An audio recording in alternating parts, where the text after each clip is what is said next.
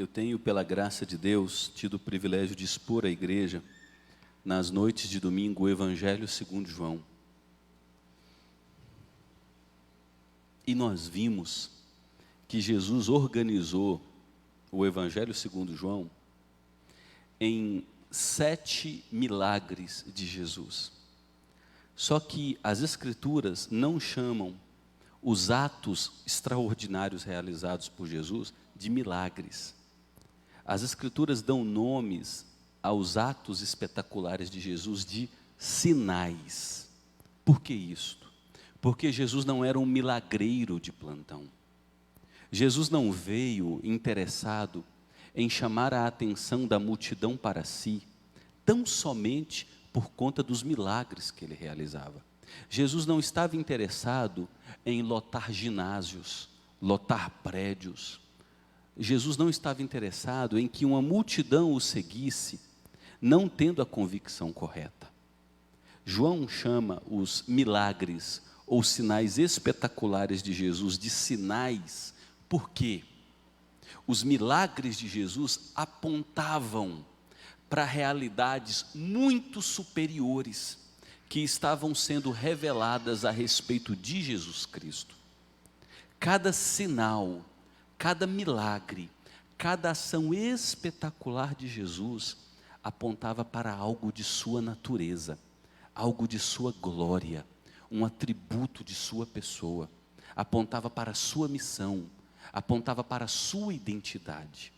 Um exemplo, nós vimos João capítulo 2, o primeiro milagre de Jesus, realizado numa vila pequena chamada Caná da Galileia. Possivelmente ali moravam os primos de Jesus, parentes de Jesus. Ali Jesus transforma a água em vinho.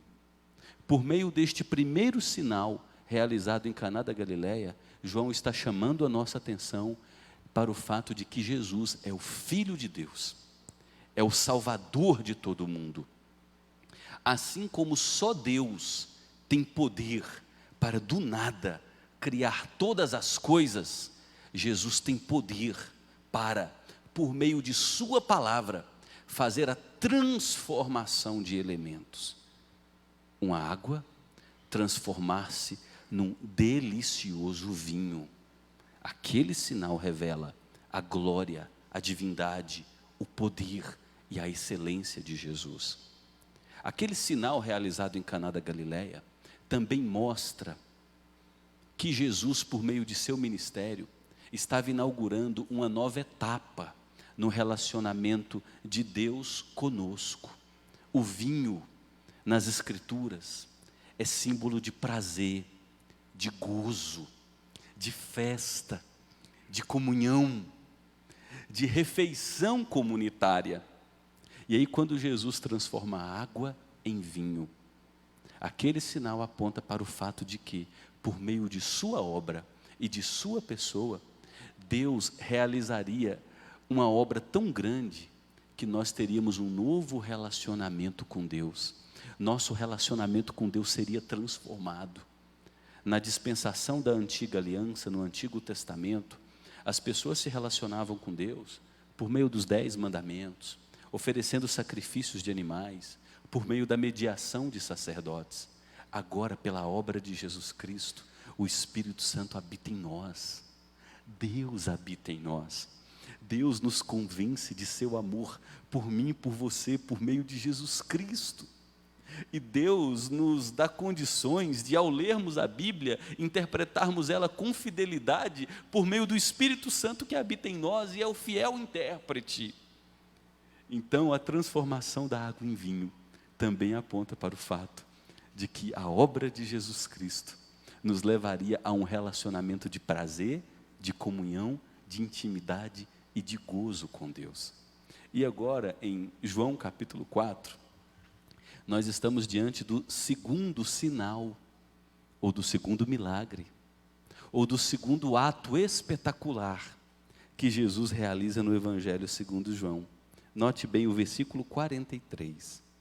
Passados 2 dias do quê? 2 dias que Jesus estava na cidade de Samaria. Se você é um leitor das Escrituras, um leitor assíduo, comprometido, Você deve se lembrar que em João capítulo 3, Jesus tem uma conversa com Nicodemos, um líder religioso, curioso para conhecer sobre Jesus. Em João capítulo 4, Jesus ele sai de Jerusalém para ir para Galiléia, só que antes ele passa na cidade de Samaria, e ali Jesus conversa com a mulher no poço, uma mulher com a vida moral completamente corrompida. Já havia tido 4 casamentos, e o homem com quem ela estava não era seu marido, era um relacionamento amasiado. Jesus tem um diálogo profundo com aquela mulher, a ponto de aquela mulher crer nele como filho de Deus, a água da vida, sem ele precisar realizar nenhum milagre. Aí o que acontece? Aquela mulher convertida, ela corre para a cidade de Samaria, e ela anuncia aos habitantes daquela cidade que conheceu o Messias, o Salvador. Toda a cidade vem até Jesus, e Jesus começa a ensinar aos samaritanos. E Jesus fica 2 dias na cidade de Samaria, ensinando sobre o reino de Deus aos samaritanos, porque aquela mulher no poço creu e se tornou um evangelista, imediatamente se tornou um evangelista. Então, passados 2 dias do quê? De que Jesus estava em Samaria ensinando sobre o reino de Deus, Jesus saiu dali e foi para Galiléia. Por que Jesus foi para Galiléia? O versículo 44 a 45 nos explica, porque o próprio Jesus testemunhou que um profeta não tem honra na sua própria terra.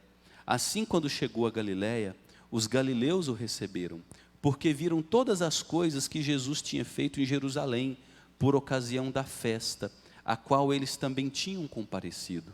Era muito comum na época de Jesus, que a maioria dos judeus, quase todos os judeus, participassem anualmente de 3 festas em Jerusalém: a festa do Pentecostes, a festa dos tabernáculos e a festa da Páscoa.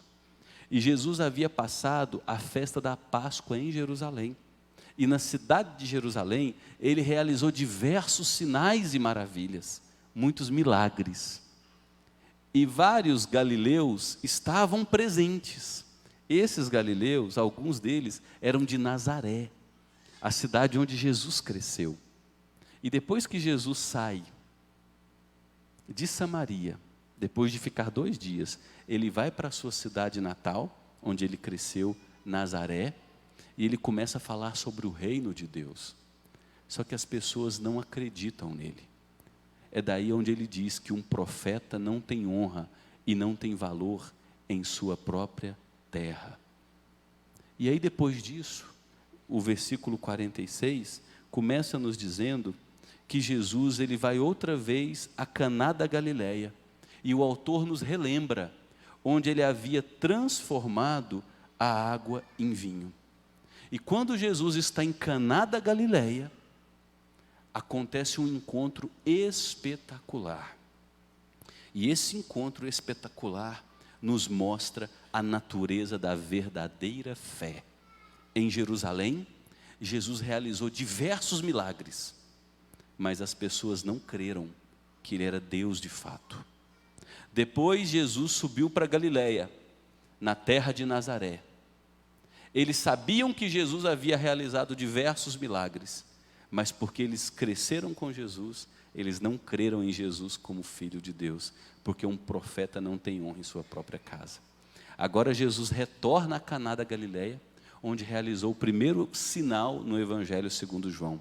E aqui nós temos um diálogo que revela a fé que Deus aprecia, a fé que Deus gosta, a fé que eu e você devemos ansiar ter em nossas vidas, a fé que eu e você devemos labutar para desenvolver em nós. Aqui nos fala sobre a natureza da verdadeira fé. E o primeiro aspecto da natureza da verdadeira fé é que a verdadeira fé é aquela que crê, ainda que não veja. Guarde isso. Se você tem um smartphone e está no modo avião, ou se você tem um papel e caneta, ou se você está com a sua Bíblia em papel e está com canetinha, anote isso aí. A verdadeira fé é aquela que crê sem precisar ver sinais. Note aí o versículo 46, a parte final. O texto nos diz que havia ali, na cidade de Caná da Galileia, um oficial do rei. A gente não sabe se esse homem era um oficial militar, um funcionário militar ou um funcionário administrativo, mas era um cargo de altíssima confiança do rei Herodes Agripa. E o texto diz no final do verso 46 que o filho deste oficial estava doente na cidade de Cafarnaum. Jesus estava em Caná da Galileia, o filho deste oficial e sua família moravam em Cafarnaum, cerca de 30 quilômetros de Caná da Galileia. Este oficial soube que Jesus estava em Caná da Galileia, soube dos sinais e maravilhas que Jesus havia realizado em Jerusalém, e ele estava angustiado pela situação de seu filho. Qual é o pai que, tendo o filho enfermo, não empreende toda a jornada para que seu filho melhore? Não é isso, Tiago, Michele, o Mateuzinho aí doente? Não parece que não é melhor a gente ficar doente? Quando o filho da gente adoece, a gente quase ora: Deus, põe essa doença em mim, porque o pai cujo filho está doente, ele sofre, ele se angustia, e o filho querido desse homem está enfermo, a 30 quilômetros de distância. É possível que ele já tenha corrido atrás de todo o recurso médico da época, e tudo tenha sido em vão. Mas o texto no verso 47 nos diz que quando ele ouviu dizer que Jesus tinha vindo da Judéia para a Galiléia, ele foi imediatamente até Jesus e ele pediu que fosse curar o seu filho. Jesus, o meu filho está morrendo, vai curar meu filho está morrendo. E aí parece que Jesus foi um pouco indelicado com ele. Jesus no verso 48 disse àquele oficial: se vocês não virem sinais e prodígios, de modo nenhum crerão. Mas Jesus não está repreendendo aquele oficial, Jesus está repreendendo a multidão ao redor, porque os verbos estão no plural, os verbos e pronomes. Se vocês não virem sinais e prodígios, não crerão. Eu realizei diversos milagres em Jerusalém, ainda assim tentaram me apedrejar, não creram que eu sou filho de Deus, o Salvador do mundo, o Messias prometido. Eu subi para a minha terra onde eu cresci, Nazaré. Eu também havia realizado diversos sinais e maravilhas lá, mas o profeta não tem honra em sua própria casa. Eu já transformei água em vinho aqui, mas vocês continuam endurecidos. Vocês correm atrás de milagres, de sinais, de profecias, de poderes espetaculares. A fé de vocês é rasa, a fé de vocês é superficial. E a gente vive num país assim, caros irmãos e irmãs e convidados que estão conosco. O Brasil é um país exageradamente supersticioso. Se tem algum pai de santo realizando milagres, uma multidão vai à procura. Até pouco tempo nós tínhamos o João de Deus aqui em Abadiânia, reportagem Fantástico, entrevistadores famosos, multimilionários europeus vindo aqui deixando euro, deixando dólar todos os dias, por conta de sinais espetaculares. E Jesus diz: essa não é uma fé madura. A fé supersticiosa, mística, milagreira, não é uma fé madura.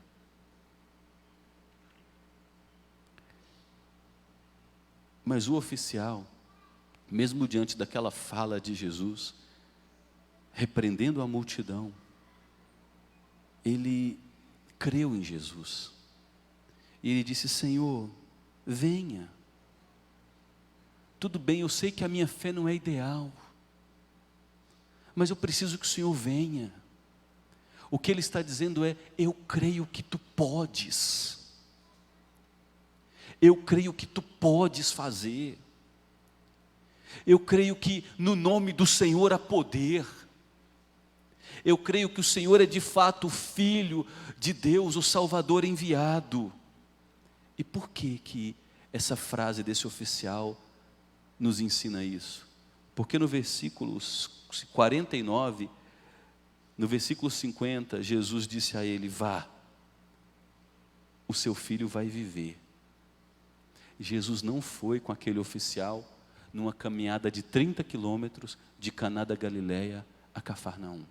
Jesus só disse: vá embora, teu filho viverá. E olha o que João nos informa no versículo 50. O homem creu na palavra de Jesus e partiu. Queridos, isso é belo demais. Jesus realizou diversos milagres, mas o religioso Nicodemos ainda assim não creu que ele era o Filho de Deus. Jesus expulsou demônios na cidade de Jerusalém, purificou leprosos, e ainda assim pegaram em pedras para matá-lo. Jesus cresceu em Nazaré, e todos que conviveram com aquele adulto sabiam que era uma criança irrepreensível, que ele foi um adolescente sem mancha em seu currículo, sem maldade em sua reputação, que ele foi um jovem sem um pecado sequer. Você imagina o que é você crescer num vilarejo com a criança, o adolescente e depois o jovem Jesus? Que contraste entre aquele menino e todas as outras crianças, entre aquele adolescente jovem e todos os outros adolescentes e jovens. A cidade de Nazaré sabia muito bem quem ele era, mas pelo simples fato de ele ter crescido na pobre aldeia de Nazaré, eles imaginaram que da região dele não podia sair ninguém que prestasse. Eles não creram em Cristo como Senhor e Salvador. Agora esse oficial, cujo filho estava enfermo, o texto não diz que ele era um religioso, ele apenas soube de que um homem com poderes extraordinários, que havia realizado sinais em Jerusalém, na Judéia, estava visitando Caná, local onde ele transformou água em vinho, e poupou uma família recém-casada de um vexame, que este homem estava ali. Esse homem foi em desespero até o Senhor Jesus, porque seu filho estava à beira da morte, e bastou uma palavra de Jesus: teu filho vive. Uma afirmação: teu filho vive. Jesus não mandou ele se banhar num rio, Jesus não mandou ele levar uma folha para benzer o menino. Teu filho vive. Jesus não ordenou ele realizar nenhum ritual mágico. Teu filho vive. E pela simples palavra de poder de Jesus, ele creu. Bastou a palavra para ele crer. Esta é a natureza da fé verdadeira. É a fé que crê, ainda que não veja. E João termina nos dizendo que a fé verdadeira, ela tem um segundo e último elemento. A fé verdadeira, ela cresce, se desenvolve. A fé verdadeira passa por processos, ela amadurece ao longo da jornada. Se você observar o versículo 51, Jesus trata esse homem com muita misericórdia, dá a ele evidências de que sua obra é real, de que seu poder é verdadeiro. No versículo 51, João nos diz que quando aquele oficial estava a caminho, os seus servos vieram ao encontro dele, anunciando-lhe: seu filho vive. Queridos, o filho estava à morte. Agora ele recebe a notícia: teu filho vive. E aí ele pergunta: que horas que o menino melhorou? Qual foi o horário? Porque de Caná da Galileia até Cafarnaum era um dia de viagem. Qual foi o horário que o meu menino melhorou? E aí eles responderam: foi ontem, à 1 hora da tarde, que a febre o deixou. E olha o que o versículo 53 nos diz: com isso, o pai reconheceu que aquela era exatamente a hora em que Jesus tinha dito a ele: o seu filho vai viver. Que lindo. A fé verdadeira não é estática, não é estanque, paralisada. A fé verdadeira, ela cresce, ela amadurece, ela passa por processos. A fé verdadeira é aquela fé que tem dúvidas às vezes, que questiona, é a fé que luta, que passa por combates. Mas ao longo do tempo, ela vai caminhando progressivamente, vai amadurecendo como um bebê se torna adulto. Se for bem alimentado, esse homem primeiro escuta sobre Jesus. Olha, tem um milagreiro, ele tem uma necessidade, ele tem fé em Jesus, só que sua fé é imatura, sua fé é infantil. Ele vai até a pessoa de Jesus, ele imagina que Jesus era como os outros curandeiros daquela época. No primeiro século havia muitos curandeiros na Judéia, curandeiros que usavam poções mágicas, emplastos, que usavam receitas. As nossas garrafadas talvez estivessem lá presentes. E todos aqueles curandeiros precisavam estar diante da pessoa para realizar a poção mágica, dar a erva certa, realizar o ritual. E aquele homem imaginava que Jesus funcionasse da mesma maneira que os curandeiros. Mas na medida em que ele conversa com Jesus e Jesus diz: teu filho está vivo, a fé dele amadurece mais um pouco. Ele creu na palavra de Deus. Ele creu que Jesus é diferente dos outros curandeiros, é diferente dos outros homens comuns, é completamente distinto de qualquer falso profeta da nossa época. Ele é o Deus encarnado, Ele é o Salvador dos homens, Ele é Deus entre nós, Ele é Deus conosco, Ele é Deus por nós. E quando esse homem volta para sua casa, e pela misericórdia de Deus, Deus concede a ele mais um elemento, que é o elemento de questionar. Porque a fé verdadeira não é uma fé que se esconde dos questionamentos. A nossa fé pode ser combatida pelos professores universitários ímpios. A nossa fé pode ser combatida por homens e mulheres ateus, gnósticos, hereges. A nossa fé, ela não possui temor de ser pressionada, porque a nossa fé é sólida, é uma fé madura, é uma fé altamente fundamentada em razões. Aquele homem está indo para sua casa, seu servo vem ao encontro e diz: teu filho foi curado. Que horas? Ele questiona que horas, ele quer saber a tal hora. Poxa vida, foi exatamente no momento em que o Cristo disse para mim: teu filho vive. E quando ele chega em casa, você consegue imaginar o que aconteceu? Encontrar o filho à morte, brincando, pulando. Meu Deus, a angústia daquele pai se torna em júbilo, converte-se em gratidão, em alegria efusiva, em festa. E ele chega em casa e diz: meu filho, mulher, outros filhos, parentes, porque eram pequenos clãs, ele reúne todo mundo, tinham muitos funcionários, era um oficial do rei. Jesus Cristo curou o meu filho, pela palavra, a 30 quilômetros de distância.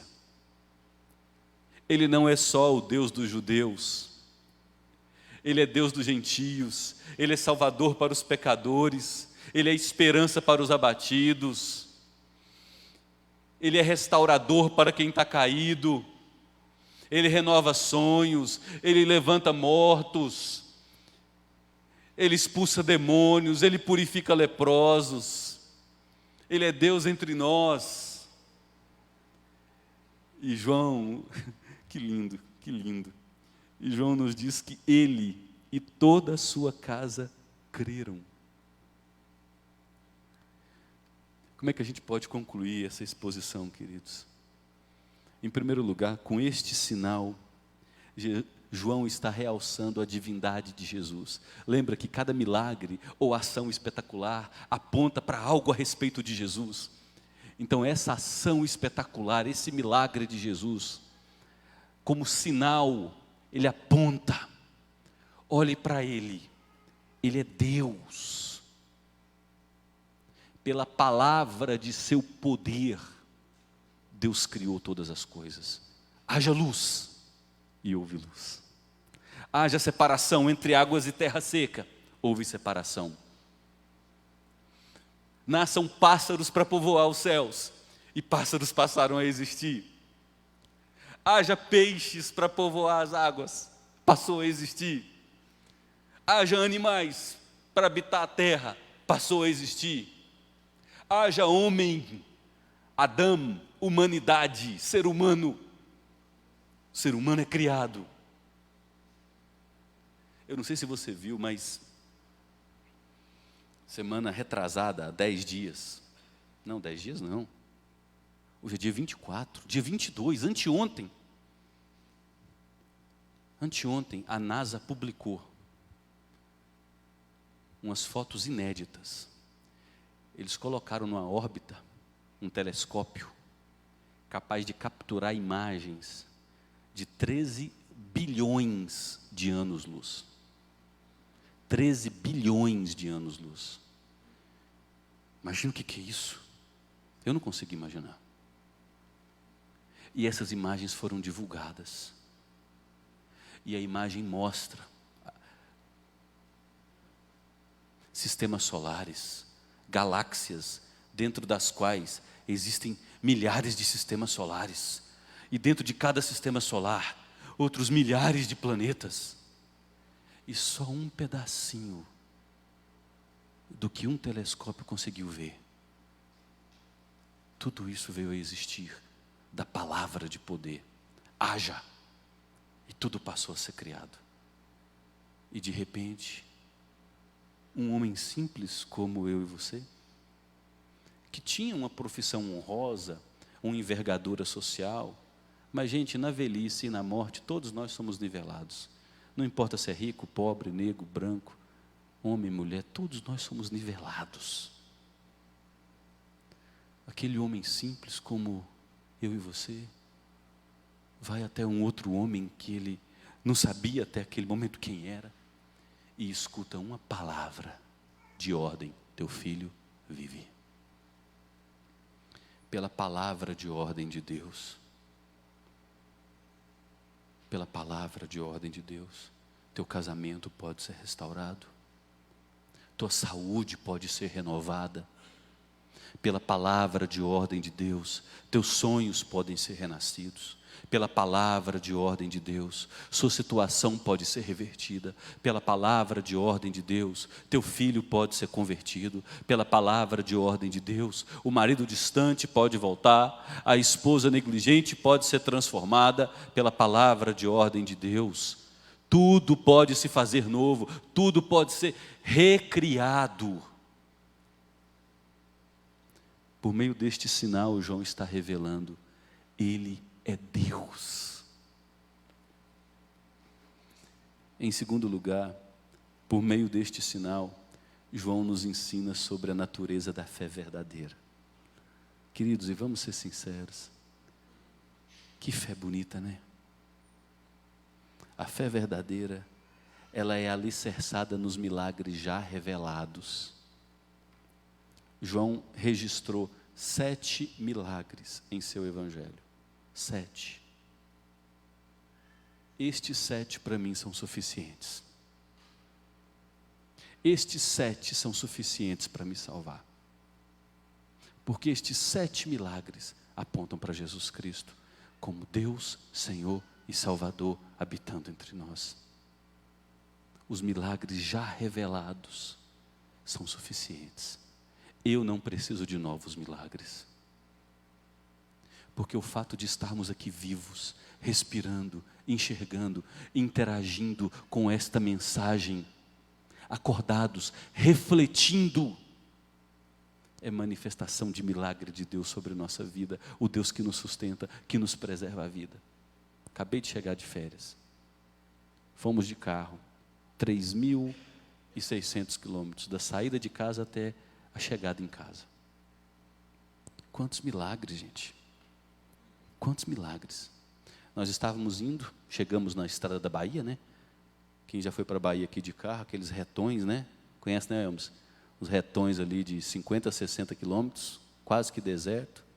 Tinha um SUV na nossa frente com a carretinha. E estrada da Bahia, aquele retão, você pisa um pouquinho, né? Minha irmã até curtiu comigo. E pastor, você pôs 160? Falei, calma, retão da Bahia. E o SUV na nossa frente, com a carretinha. De repente, o rabicho quebrou. E a carretinha começou a sair na estrada. Eu falei, essa carretinha vai capotar. E do lado de lá vinha uma Hilux. Eu não sei o que a graça que Deus concedeu àquele homem.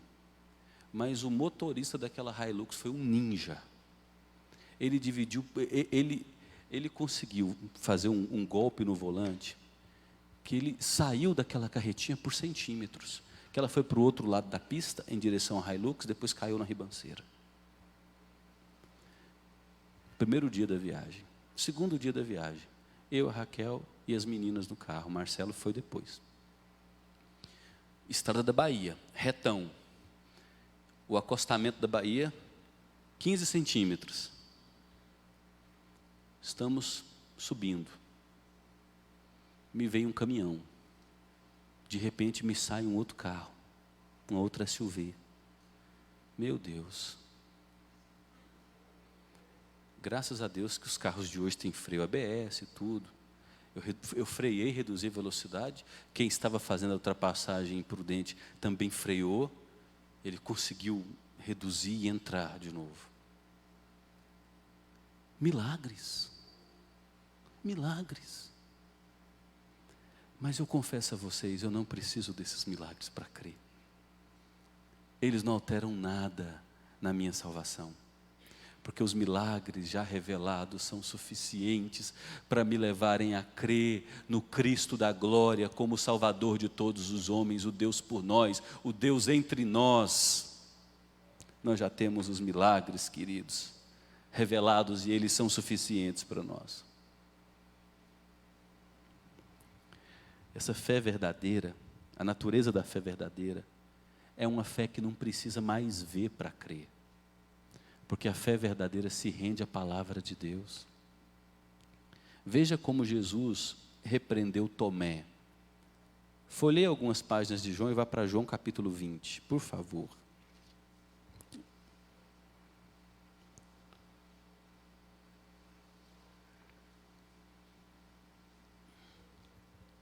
Tomé era discípulo de Jesus. Quando Jesus apareceu aos discípulos, Tomé não estava presente. E no capítulo 20 de João, versículo 24, o texto nos diz que Tomé, um dos 12, chamado Dídimo, não estava com eles quando Jesus veio. Então os outros discípulos foram falar com Tomé. Tomé, vimos o Senhor. Gente, que notícia, porque Jesus havia avisado inúmeras vezes que ia ressuscitar. As mulheres avisaram que Jesus tinha ressuscitado e apareceu a elas. Agora os outros discípulos, amigos de Tomé, disseram, nós vimos o Senhor. É verdade, a morte não pôde contê-lo. Mas olha só esse Tomé, queridos. Ê Tomé, se eu não vir o sinal dos pregos nas mãos dele, e se eu não puser o dedo, e não puser a minha mão no lado dele, aonde a lança perfurou, de modo nenhum acreditarei. Ai, ai, ai. Tomé precisou dormir 7 noites com aquela frase tola, ruminando aquilo. Imagina, os discípulos ali almoçando, jantando juntos e falando de Jesus, que viram Jesus ressurreto. Aí o texto nos diz no versículo 26, que 8 dias depois, os discípulos de Jesus estavam outra vez reunidos e agora Tomé estava com eles. E estando as portas trancadas, Jesus veio. Por que João traz esse registro, as portas trancadas? Para revelar que o que estava acontecendo ali era algo absolutamente sobrenatural. Porta e janela trancada. Não tinha como Tomé agora dar o Tomé, né? E Tomé estava com eles. Estando as portas trancadas, Jesus veio, colocou-se no meio deles e disse que a paz esteja com vocês. E imediatamente Jesus olhou para Tomé. Imagina Tomé branquinho.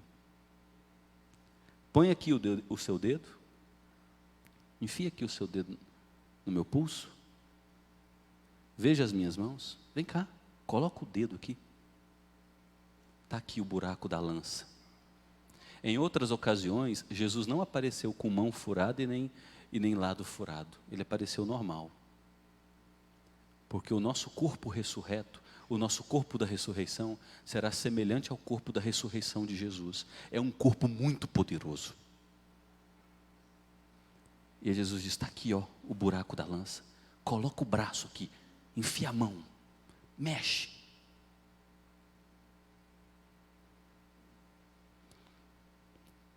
E aí Jesus repreende Tomé, não seja incrédulo,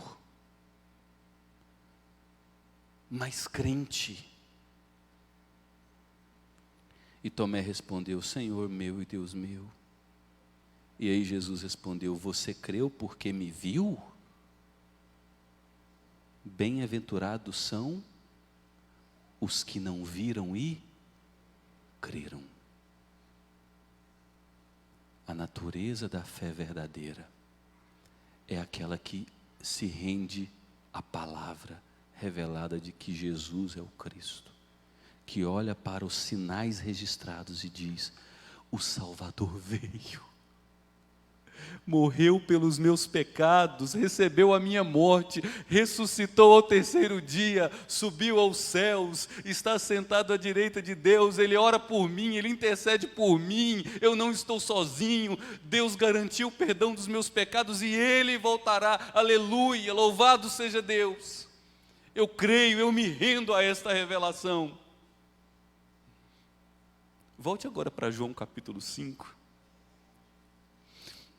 Depois que Jesus curou o filho desse oficial, com a palavra de ordem a 30 quilômetros de distância, ele proclamou um discurso que está em João capítulo 5, e no versículo 24 ele diz, em verdade lhes digo, quem ouve a minha palavra e crê naquele que me enviou, tem a vida eterna. Não entra em juízo, mas já passou da morte para a vida. É crer em Jesus Cristo. Não precisa ver mais nada. Embora a gente veja todo dia, o tempo todo. O tempo todo. Sabe, a fé que amadurece, queridos, é uma fé que entende que ela não é estática, ela tem que crescer. Olha Tomé caminhou 3 anos com Jesus, ele creu em Jesus? Creu. Jesus expulsava demônios, ele dizia, uau, que poder. Tomé viu Pedro andando sobre as águas, depois Pedro afundou, né? Que isso? Tomé viu demônios saindo, leprosos serem curados, mortos ressuscitados. Tomé estava presente quando Lázaro foi ressuscitado dentre os mortos. Quando Jesus falou, vamos para Jerusalém porque meu amigo dorme, Lázaro tinha morrido. Tomé disse, vamos lá, vamos morrer com ele. Tomé havia crido em Jesus. Percebe? Que a nossa fé, ela vive um processo, ela é viva, é dinâmica, não é estática. E aí quando Jesus chega até Tomé e diz, para de ser incrédulo. Eu sei que você creu, mas você precisa crescer mais. Eu sei que você acredita, mas você tem que acreditar. Percebe? Eu sei que você tem fé, mas tem que ter fé. Eu sei que você está vivo, mas tem que viver mais. Eu sei que você já cresceu, mas tem mais para crescer.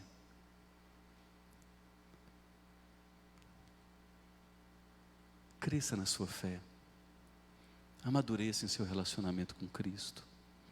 Deleite-se na palavra, cuja revelação nos mostra não nos mostra não só os atos de Jesus entre nós e por nós, mas nos revela que Ele é o Deus que nos ama de tal maneira que entregou a sua vida. Para nós, os que nele cremos, não tenhamos mais a morte, mas gozemos da vida eterna, por meio de Jesus Cristo, que é o mesmo ontem, hoje, o será para todo sempre, e nos sustentará até o fim, até o último dia da jornada. Você crê nisso? Creia mais. Você tem fé nisso? Tenha mais fé. Amadureça na sua fé. Você já depositou em Cristo toda a sua esperança? Se não, confesse a Jesus como Filho de Deus. Confesse hoje Jesus como seu Salvador. E honre-o obedecendo a sua palavra e crendo na palavra dele. Porque a palavra dele é lâmpada para os nossos pés e luz para os nossos caminhos.